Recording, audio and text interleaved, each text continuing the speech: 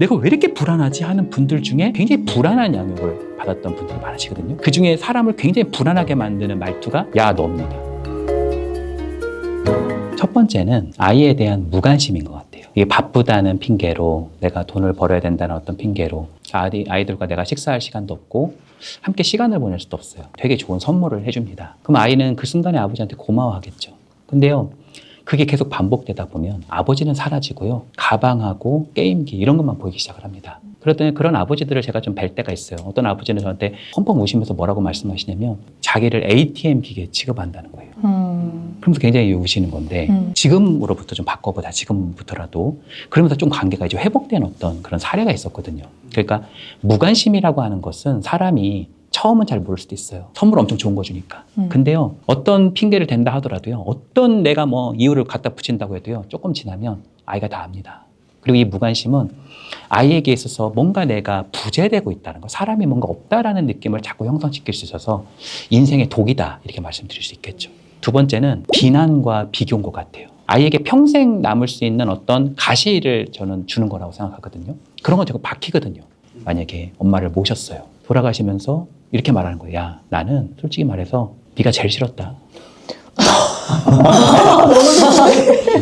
갑자기. 내가 가장 사랑하는 사람이 나에게 계속 지속적으로 비난과 비교를 한다. 이거 아이에게 굉장한 상처가 될 수 있다는 거죠. 심지어 어린아이 때는 아까 임조 박사님 말씀하신 것처럼 다 스펀지처럼 빨아들인 거거든요. 근데 이거는 좋은 것도 빨아들일 수 있지만 안 좋은 것도 빨아들일 수 있습니다. 비난과 비교를 하고 있는 것은 아이에게 있어서 아이를 정말 잘못된 길로 이렇게 밀을 수 있는 그런 영역이라고 생각합니다. 사실요, 감정은 전염력이 있어요. 그래서 아이를 학대하지 않았다 하더라도 부모님이 너무 불안하잖아요. 그럼 아이와 내가 같이 함께 하는 게 아이한테 도움이 되는 게 아니라, 맞아. 아이가 지금 불안이 50 정도 있는데 부모님이 50을 갖다 더 붙이는 거예요. 내가 왜 이렇게 불안하지 하는 분들 중에 사실은 굉장히 불안한 양육을 받았던 분들이 많으시거든요. 그 중에 사람을 굉장히 불안하게 만드는 말투가 비난과 비교예요. 저는 세 가지를 좀 얘기해 보고 싶은데, 첫 번째는 야 너입니다. 야 너. 이 뒤에 뭐 좋은 얘기가 나올 수가 없잖아요. 그렇죠? 야 너. 두 번째는 도대체입니다. 제가 하도 들어가지고 도대체 뒤에 좋은 얘기가 나오는 걸 제가 본 적이 없어요. 세 번째는 누구는입니다. 누구는. 야, 넌 도대체 뭐 하는 애냐, 너 도대체. 어? 이게 아이에게 있어서 내가 진짜 열심히 인생을 살아야 되겠구나 하는 게 아니라 자기를 굉장히 낙심시키는 말일 수 있겠죠. 그리고 세 번째는 비일관성입니다. 이 비일관성이 뭐냐면 이런 거예요. 최악은 우리 부모님이 원래 나한테 무관심해요. 이 부모님이 원래 무관심한 사람이구나 라는 걸 예상을 하니까 상처가 좀 덜 받아요. 이건 상처가 좀 덜 돼요. 왜냐면 예측이 되니까. 그리고요, 우리 부모님이 원래 막 나한테 막 비난과 비교를 해요.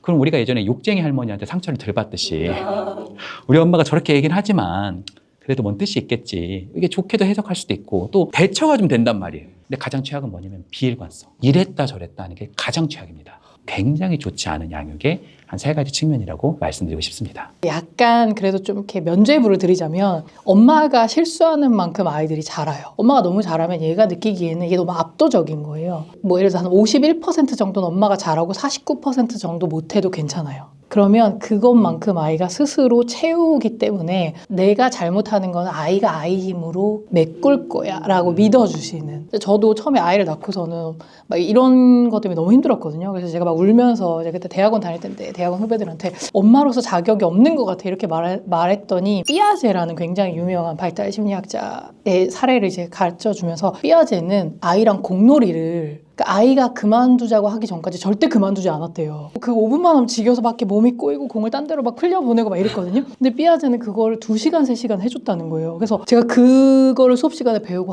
난 정말 엄마로서 자격이 없다 이러면서 좌절하고 있는데, 근데 누나 피아제의 아이들이 굉장히 힘들었대. 부모님은 세상에서 가장 따뜻한 사람이잖아요. 근데 세상에 나갔을 때 온도차가 너무 커서 적응을 못해서 그들이 너무 힘들었다는 거예요. 그러니까 저희 애들은 아마 사회에다가 적응 잘할걸요? 굿 인업이라는 게 있어요. 그럭저럭 괜찮은 엄마가 되게 좋은 엄마보다 한 수 위다.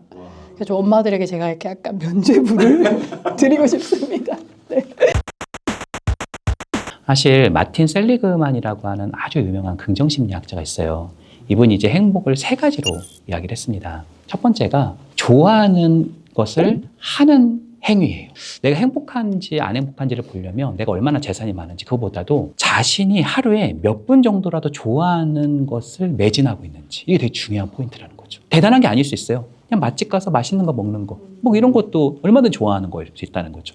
이런 지점들은 굉장히 우리의 인생에서 되게 중요한 포인트고 이러한 토대도 뭔가 밭이 있어야지 되잖아요. 근데 아이들 사이에 이게 박탈이 돼버리면은 사실 아이가 그거를 성장시킬 수 있는 터가 생기지 않을 수 있다는 거죠.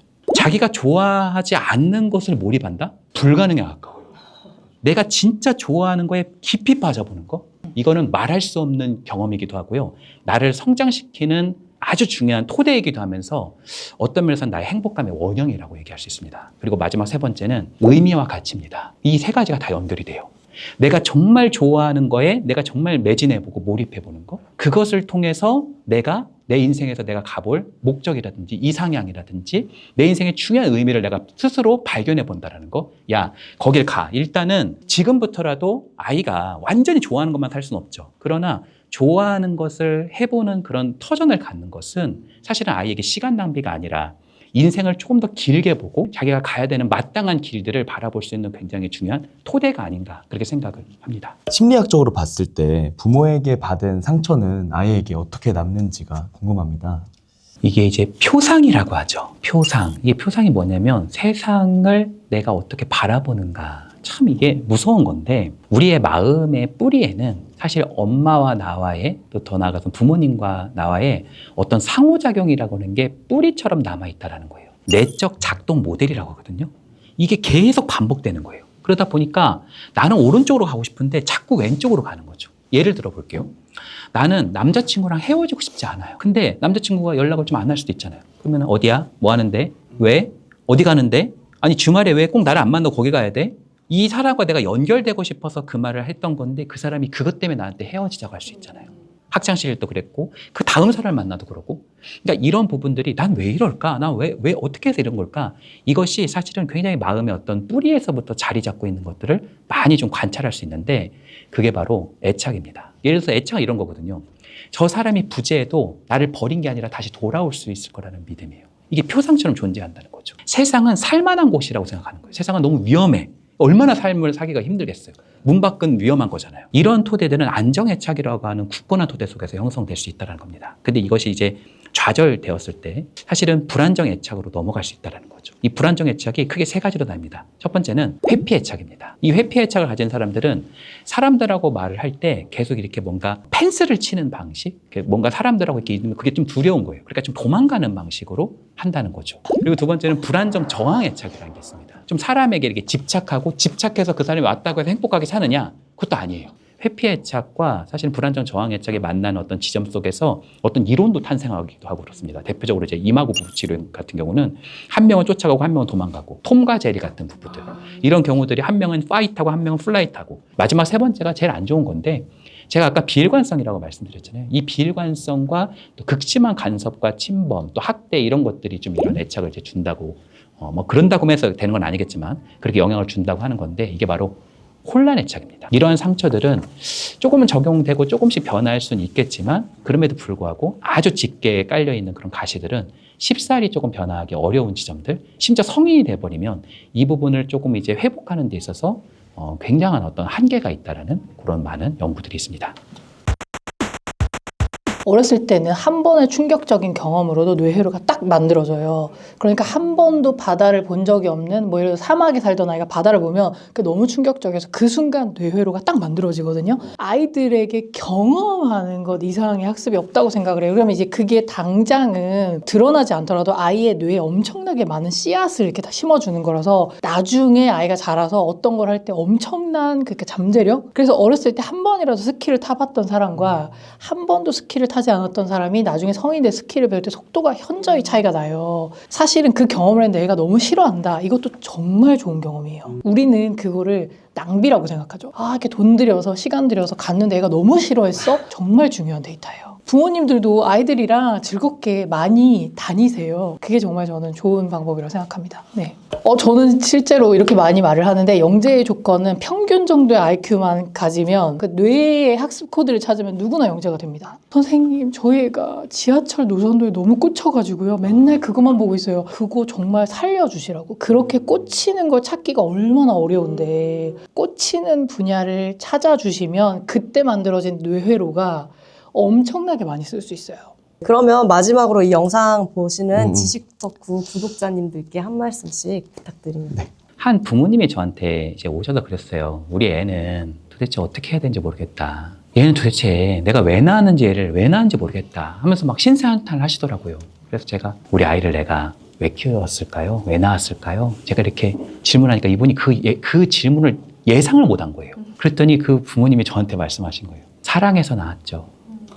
그러니까 아이를 키운다는 거 정말 쉽지 않은 것 같아요. 너무 많은 죄책감을 갖지 마시고 이런 지점들을 내 삶에 또 우리 아이 양육 사이에서 어쩌면 새로운 물결로 만드는 작은 촉진제가 되기를 희망합니다. 최근에 책을 냈어요. 굉장히 이제 오래 걸려서 나온 책인데 그 이유가 뭐냐면 이제 이 책을 요청이 사실은 있었어요. 강의 내용이 너무 좋은데 따라하기에는 좀 어렵고 좀 디테일하게 설명해 주셨으면 좋겠다라고 해서 마치 그 요리책처럼 한 줄 한 줄 바로 집에서 따라하실 수 있게 그렇게 책을 좀 썼어요. 그래서 제가 이제 센터를 이제 오픈을 하게 됐어요. 뉴로올림 학습심리연구소라고 이제 그 개소를 하게 됐는데 거기서 이제 그 TCI랑 웨슬러를 조합해서 뇌 기반 학습 종합 학습 심리 검사를 제가 개발을 한 거에서 세 가지를 조합을 하면 영재원 사례라서 우리는 영재가 아닌데 이렇게 생각하시는 분들 되게 많은데 제가 되게 힘든 친구들도 많이 코칭했거든요. 그러면 필요하신 분들이 있으면은 활용하시면 좋겠습니다. 네, 감사합니다. 네. 감사합니다.